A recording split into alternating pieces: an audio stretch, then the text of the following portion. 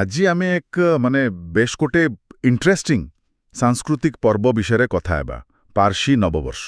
হ্যাঁ আম পাখে নবরোজ পার্সি নববর্ষ বলি গোটে লেখা আছে, তার কিছু মুখ্য অংশ।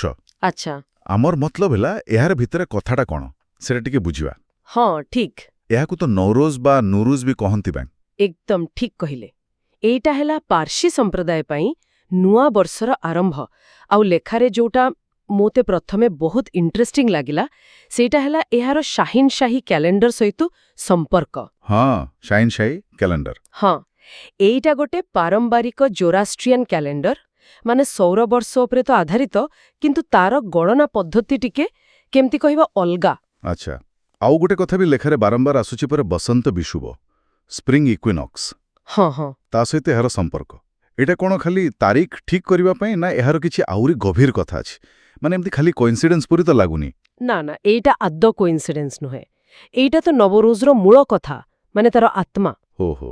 ବସନ୍ତ ବିଷୁବ ଯେତେବେଳେ ଦିନ ରାତି ପ୍ରାୟ ସମାନ ହୁଏ, ସେଇଟା ଖାଲି ଉତ୍ତର ଗୋଲାର୍ଦ୍ଧରେ ବସନ୍ତ ଆସିଲା ବୋଲି ନୁହେଁ। ହଁ ଜୋରାଷ୍ଟ୍ରିଆନ୍ ଦର୍ଶନ ଅନୁସାରେ ଆଉ ଲେଖାରେ ବି ବୋଧହୁଏ ସିଆ ଲେଖାଥିବ, ଏଇଟା ହେଉଛି ନୂଆ ଜିନିଷର ପ୍ରତୀକ, ପୁନର୍ଜନ୍ମର ସଂକେତ।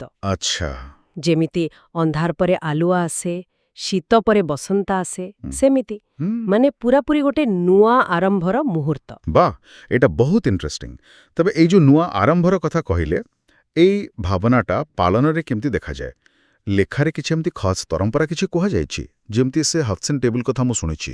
ହଁ ନିଶ୍ଚୟ, ଯଦି ଲେଖାରେ ହଫସିନ୍ କଥା ଅଛି ସେଇଟା ବହୁତ ଭଲ ଉଦାହରଣ।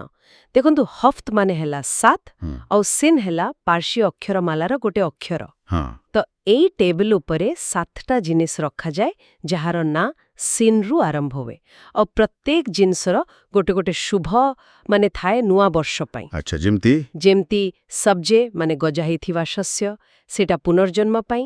ଶିବ ମାନେ ସେଓ, ସ୍ୱାସ୍ଥ୍ୟ ପାଇଁ। ସିର୍ ମାନେ ରସୁଣ, ଆରୋଗ୍ୟ ପାଇଁ। ଏମିତି ବୁଝିଲି। ଏଇଟା ହେଲା ନୂଆ ବର୍ଷ ପାଇଁ ଯୋଉ ଆଶା ଆକାଂକ୍ଷା, ତାର ଗୋଟେ ପ୍ରତିଫଳନ, ସିଧାସଳଖ ସେଇ ନୂଆ ଆରମ୍ଭର ଭାବନା ସହ ଯୋଡ଼ା। ବୁଝିଲି। ଆଚ୍ଛା, ଆମେ ସେ ଶାହିନ ଶାହୀ କ୍ୟାଲେଣ୍ଡର କଥା କହୁଥିଲେ, ଏଇଟା କ'ଣ ଏକମାତ୍ର କ୍ୟାଲେଣ୍ଡର ଯାହା ପାର୍ସିମାନେ ବ୍ୟବହାର କରନ୍ତି? ହଁ ଏଇଥିପାଇଁ କ'ଣ ତାରିଖରେ କିଛି ଫରକ ଦେଖାଯାଏ? ମାନେ ଯେମିତି ଭାରତରେ ଯୋଉ ପାର୍ସି ଅଛନ୍ତି ଆଉ ଇରାନରେ ଯୋଉ ଅଛନ୍ତି, ସେମାନଙ୍କ ପାଇଁ ଲେଖାରେ କିଛି ଅଛି ଏ ବିଷୟରେ? ହଁ ଏଇଟା ଗୋଟେ ବହୁତ ଜରୁରୀ କଥା, ଆଉ ଲେଖାରେ ବି ନିଶ୍ଚୟ ଏ କଥା ଥିବ। ଦେଖନ୍ତୁ, ନବରୋଜ ତ ପ୍ରକୃତରେ ସେଇ ବସନ୍ତ ବିଷୁବ ଦିନ ହିଁ ପଡ଼େ। ହଁ କିନ୍ତୁ ଭାରତରେ ଯୋଉ ଅଧିକାଂଶ ପାର୍ସି ଅଛନ୍ତି, ସେମାନେ ଗୋଟେ ଅଲଗା ପ୍ରକାର ଶାହେନଶାହୀ କ୍ୟାଲେଣ୍ଡର ମାନନ୍ତି, ଯେଉଁଥିରେ ସେ ଲିପ୍ ଇୟର ଆଡଜଷ୍ଟମେଣ୍ଟଟା ମାନେ ଅଧିବର୍ଷ ସେମିତି ଭାବରେ କରାଯାଏ ନା। ଓହୋ, ଆଚ୍ଛା। ସେଇଥିପାଇଁ ଭାରତରେ ପାର୍ସୀ ନବବର୍ଷର ପାଳନ ସାଧାରଣତଃ ବର୍ଷର ପରେ ହୁଏ, ପ୍ରାୟ ଅଗଷ୍ଟ ମାସରେ ପଡ଼େ। ଆଚ୍ଛା। ଏଇଥିରୁ ଜଣାପଡ଼େ ଏମିତି ଗୋଟେ ସାଂସ୍କୃତିକ ପରମ୍ପରା ସମୟ ସହିତ କ୍ୟାଲେଣ୍ଡରକୁ ନିଜ ହିସାବରେ ବଦଳେଇ ଦିଏ ବା ଗ୍ରହଣ କରେ। ତେଣୁ ଗୋଟେ ହେଲା ବିଷୁବ ଆଧାରିତ ନବରୋଜ, ଆଉ ଗୋଟେ ହେଲା ଭାରତରେ ପାଳିତ ହେଉଥିବା ପାର୍ସୀ ନବବର୍ଷ। ବାଃ, ତାହେଲେ ଏଇଟା ତ ବହୁତ ମାନେ ମଲ୍ଟିଲେୟର ବିଷୟ। ଗୋଟେ ପଟେ ଏତେ ପୁରୁଣା ପର୍ବ, ପ୍ରକୃତିର ଗୋଟେ ବଡ଼ ମୁହୂର୍ତ୍ତ ସହିତ ଯୋଡ଼ା ସେଇ ବିଷୁବ, ହଁ ଯୋଉଟା ନୂଆ ଆରମ୍ଭର କଥା କହୁଛି। ହାଫତେ ସିନ୍ ପରି ପରମ୍ପରା ଅଛି, ଏକଦମ। କିନ୍ତୁ ପୁଣି ସେଇ ଶାହେନଶାହୀ କ୍ୟାଲେଣ୍ଡରର ଅଲଗା ଅଲଗା ବ୍ୟବହାର ପାଇଁ ପାଳନରେ ବି ଫରକ। ଏଇଟା ଖାଲି ପାର୍ସୀ ନବବର୍ଷ କହିଦେଲା ଭଳି ସରଳ ନୁହେଁ, ବହୁତ ଇଣ୍ଟରେଷ୍ଟିଂ। ନିଶ୍ଚୟ। ଆଉ ଏଇଟା ଆମକୁ ଭାବିବାକୁ ବାଧ୍ୟ କରେ ଯେ କେମିତି ବିଭିନ୍ନ ସଂସ୍କୃତି ସମୟକୁ ଗଣନ୍ତି ଆଉ ପ୍ରକୃତି ସହିତ ତାର ସମ୍ପର୍କ ଯୋଡ଼ନ୍ତି। ହଁ ଠିକ୍ କଥା। ମାନେ କେମିତି ଅଲଗା ଅଲଗା ସମାଜ ନିଜର ବଡ଼ ଦିନଗୁଡ଼ିକୁ, ଯେମିତି ନୂଆ ବର୍ଷ, କୌଣସି ଆଷ୍ଟ୍ରୋନମିକାଲ କିମ୍ବା ଋତୁ ସମ୍ବନ୍ଧୀୟ ଘଟଣା ସହିତ ଯୋଡ଼ିଥାନ୍ତି।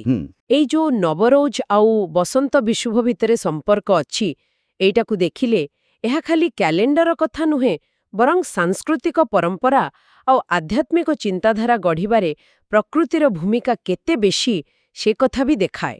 ହଁ ସତରେ। ଏଇଟା ନିଶ୍ଚୟ ଚିନ୍ତା କରିବା ପାଇଁ ଗୋଟେ ଭଲ ବିଷୟ।